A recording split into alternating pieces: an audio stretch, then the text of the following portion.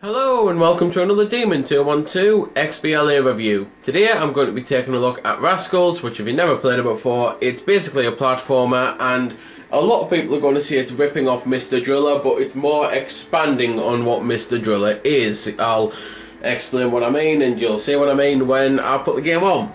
To start with, you've got single player, multiplayer. The multiplayer can be played local and online. It's nice to actually have a choice of local and a choice of online, really, because some games come out with only one, and quite frankly I think all multiplayer games pretty much need both to keep everyone happy. You've got leaderboards which you can check, you've got your achievements which you can check, which obviously being an XBLA game, it's got 12, it's rare that they've got more, and it's usually when DLC comes out that they get more. Help and options, you can view how to play, you can view your controls, but you can't change them. But as there's only actually, like a couple buttons that do anything, you don't really have well, at least I don't really have a problem with the controls. You can choose audio settings and just things like that. There's then downloadable content, a viewer, which of course there isn't any at the moment because it just came out. However, I did get the game within 5 minutes of actually being released, and there was already an update for it, so no idea when they've actually got other things planned for it, but if they're doing updates already, then maybe they've got plans for DLC already, who knows. So, let's move on to the single player. You can play Mega Quest, Grand Prix or Quick Race. You may be now thinking that the game is actually a racing game, and to a point I suppose it kind of is, but it's more of a platformer.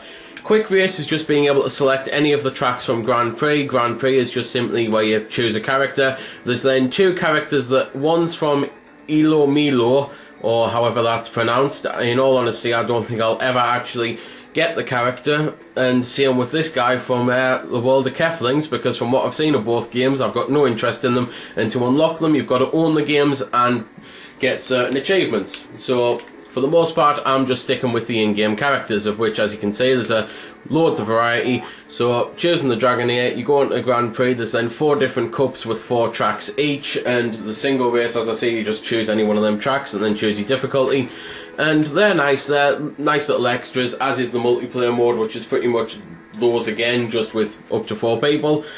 However, the Mega Quest is where the main game's at, quite literally to be fair, 'cause it is the main game.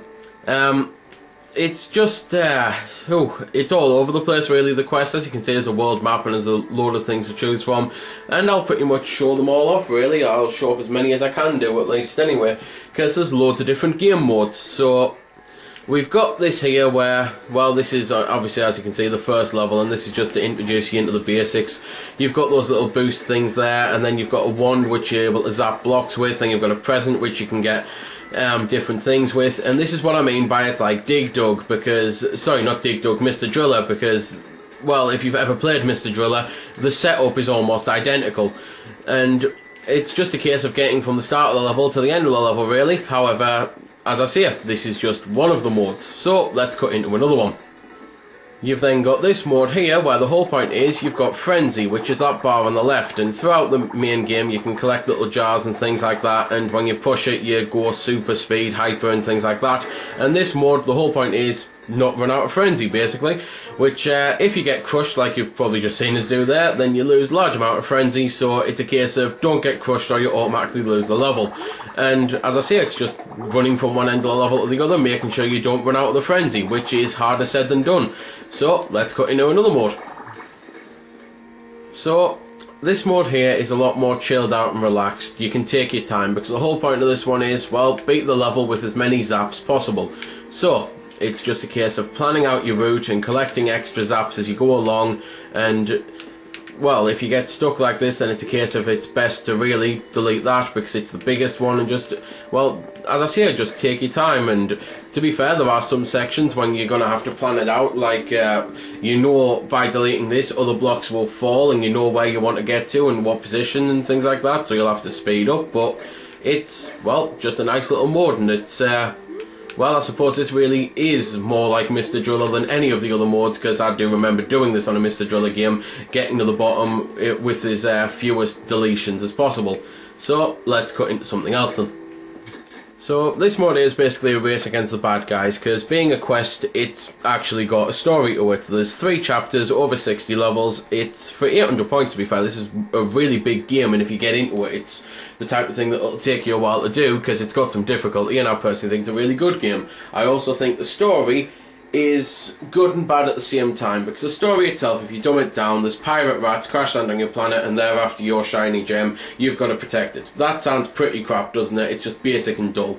However, the game has got so much humour in it, it's unbelievable, and it's not just as simple as that. It's got loads of daft little things here and there, and daft, as I say, bits of humour. Like the king at the start throws bricks off the dragon's head to get his attention, and it's just a case of, well, there's humour there that I suppose is mainly for the younger gamer, but at the same time you'll still hopefully get a chuckle out of it. At least I know I did, and that's pretty much what the whole game is. It's designed almost with the younger gamer in mind, but it's then got the difficulty and the old school gameplay that can get, well, older gamers into it as well. It's the type of thing that, as I say, whether you're young or old, I suppose you're probably going to find something about this game to enjoy about it, even if it's just... Sorry for that mild interruption. As you might have noticed, the controller died. Unfortunately, I've had that happen to me 3 times a day now. I've got a lot of things on charge. Anyway, as I say, it's the type of thing that maybe the older gamer would play it because it's quite hard, whilst the younger gamer watches and laughs. So, perfect thing to play with your kids, really, or just perfect thing to play if you're, as I say, an old school gamer. So anyway, this is the race mode type thing, and as you can see, I'm constantly getting zapped by a robot. I've also got to beat the rats. That's the whole point of it, because they're the bad guys. So the robot's there to get in my way. Of course, I can actually hurt him, and I can also get presents, which give me special powers, like that zapper there, or you saw earlier on us using the flames, which allows us to burn through blocks, and... well, that's basically the whole point of the races. It's completely insane, especially in the multiplayer, which I'm going to cut into now.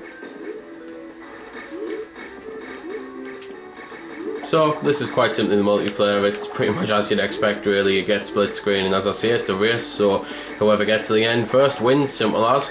The races are actually pretty fun. I do at least enjoy this sort of thing on games, and it's also quite nice to be able to screw each other over. A couple of the achievements are online multiplayer based only, which I pretty much hate online only achievements, but it's, well, there's not that many, although to be fair, there's not that many on the entire game.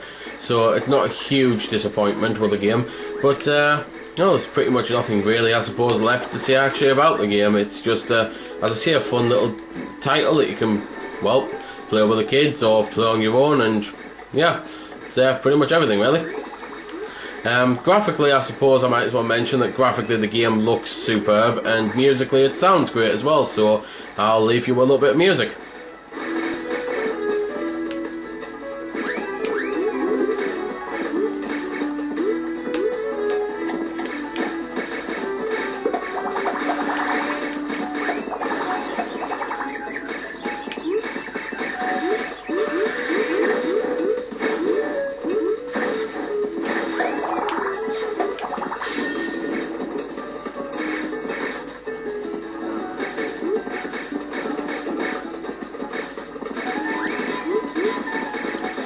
So there we go then, that's been the review. I hope you've enjoyed it, or at least found it helpful. You might have noticed I didn't score the game. Well, that's because it's a matter of personal opinion, and yours may very well differ from my own. I'm just here to show you a bit about the game. If you like it or not, well, that's up to you.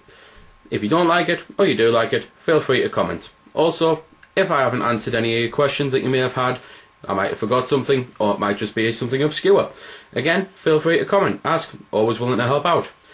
Otherwise, if you don't like commenting on YouTube, head over to www.vc-forums.com, where you can chat with me and a bunch of other lads who love the VC, the WiiWare, and hell, even a lot of other systems. We cater to pretty much everything. You can just go there, have a chat about a game, ask about some games, etc. So until next time, this has been Demon212, signing off.